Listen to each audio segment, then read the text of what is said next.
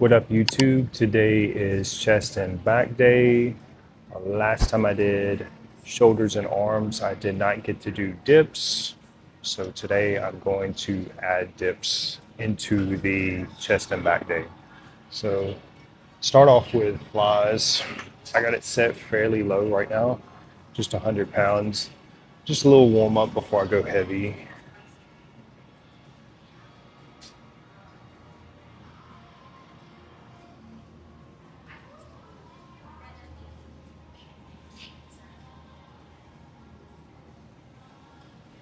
And just make sure everything's a little nice and warm, a little bit before I go super heavy. All right, I've been maxed out on this fly machine, so I know at some point I'm probably going to change it up and do something else, but the max it'll go is 240. And last time I did it,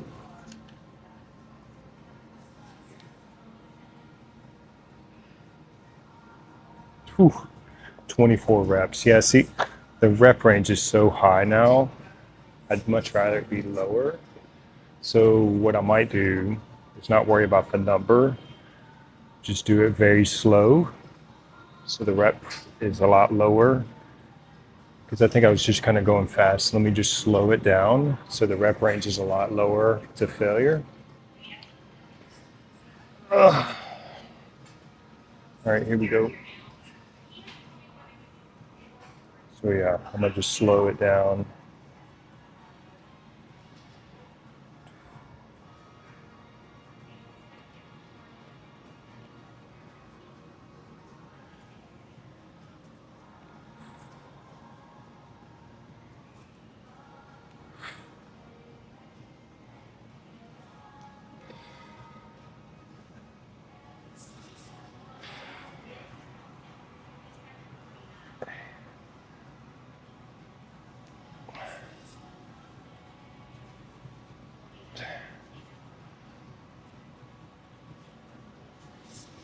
Yeah, it's making it a lot harder.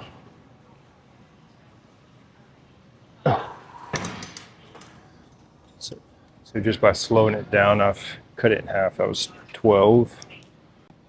All right, we're gonna immediately jump into incline press. This will be a PR. Mike Mincer recommends 1 to 3 reps. Last time I did this was 245s and a 10, and I did 3 reps. I've added 5s on each side, so it's 10 more pounds than last time. So if I can just get 1 rep, I will be happy, because this will be a PR. I've never done this much weight. All right, here we go. Gotta mentally get ready for this. I'm imagining lifting the weight too. Here we go.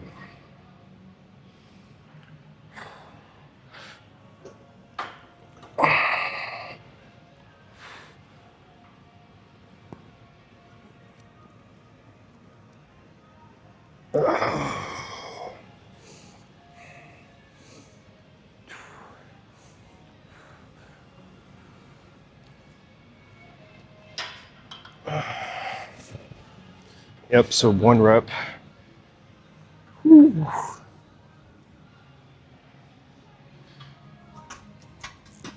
So that's the benefit of using the Smith, is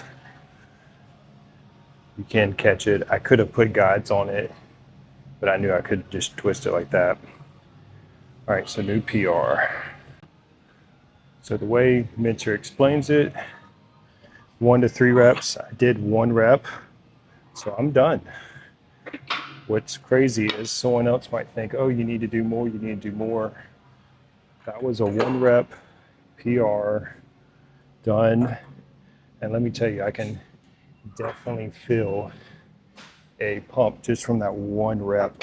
So what I'll say is, from what I've learned, is now that I've reached that weight, next time I go to do this, I'll try to get 2 reps. If I can get 2, same weight, then once I can do 3, then I'll try to move up. But it's exciting because maybe 2 months ago, there was no way I could do that amount of weight. So doing this one set to failure is definitely working. I'm getting stronger over time. And if I'm getting stronger, then I'm building muscle. So last time I did this was 8 reps at 220. I would love to go up on this machine. Problem is, it goes up 20 pounds. So I don't know if that rep range is too low. I mean, I did 8, 220. Let's give it a try. Let's see if we could do 240. Now, mind you, I'm maybe 185 right now. So this is way more than I weigh, and it wants to pull me up. So it is a little awkward. Let's see if I can get at least 1 rep. All right, here we go.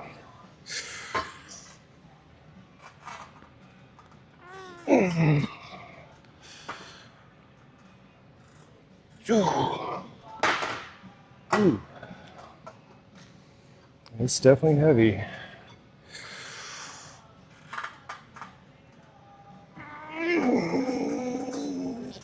I don't even know if I would count that. Maybe 2.5. Well,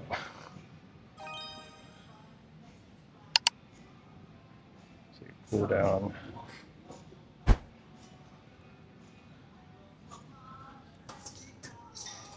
Yeah. If someone saw that, they would say that's ugly. And I'd agree. Let's go back down 220. Let's see how this feels after doing that.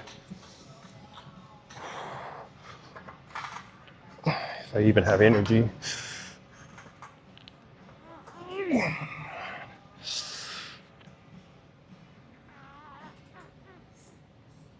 You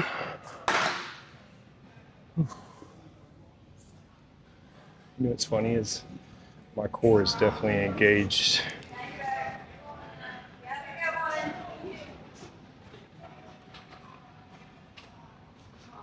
Yeah, I feel my abs the whole time doing that. Last time I did dips was at least 2 weeks ago, and I did 2 45s and a 25 for 8 reps.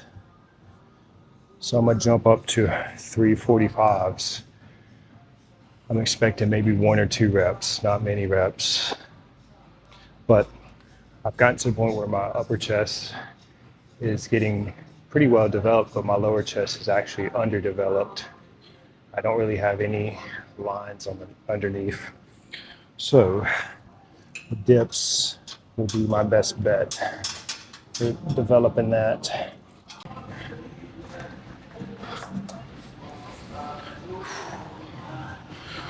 All right.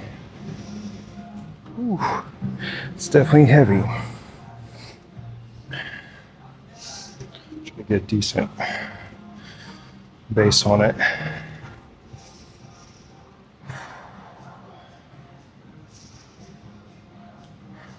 All right, here we go.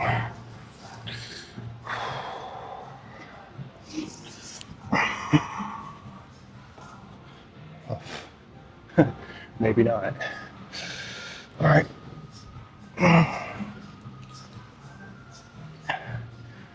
Well, might be too heavy. The grips on these are very small. Let's try it again.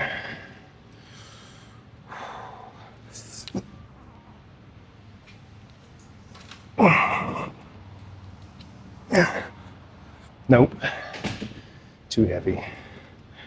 All right, well now we know. I'm not ready for that. Since this is an area I really want to improve on, I'm gonna do a drop set because I'm not even gonna count that other. I mean, it's basically like I was doing some negatives. It's funny, it feels way lighter now. All right, here we go.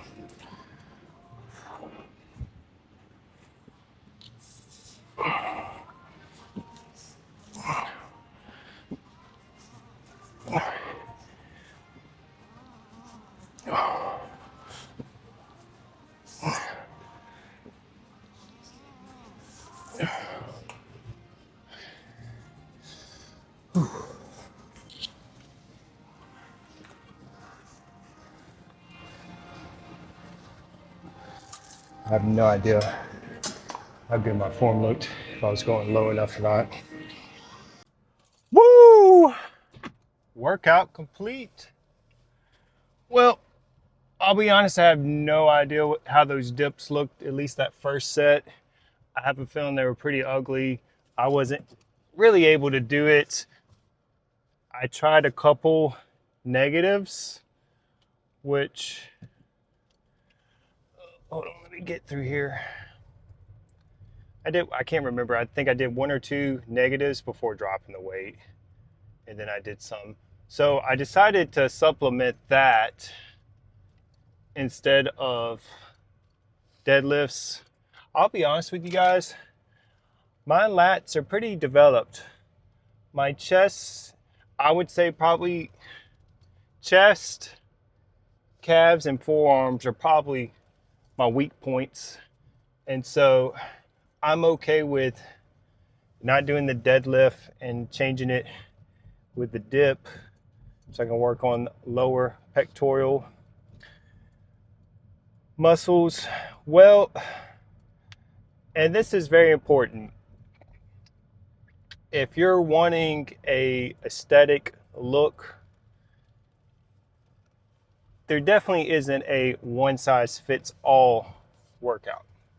Everyone's different. Everyone has different strengths, weaknesses.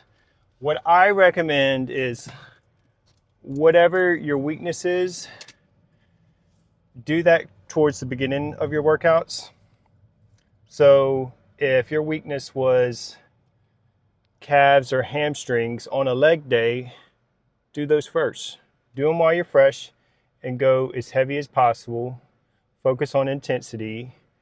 And you do that consistently for several months, and now it's no longer a weakness. You've turned it into a strength and you've improved on it. But imagine you're basically a sculptor and you're looking at your body and you get to decide which areas you want to work on. This is probably one reason why I'm not a big fan of just full body workouts. Now, if you've already pretty much got the look you want and you're just looking to maintain, like not lose any of your gains, then sure, full body, you're just gonna use that for maintenance. But if you're really wanting to grow a specific area, to me, you would have to put more attention to it. You can't hit that and then all this other stuff. And imagine if you got to pick 5 pounds of muscle that you gained in a year. Would you want that spread all throughout?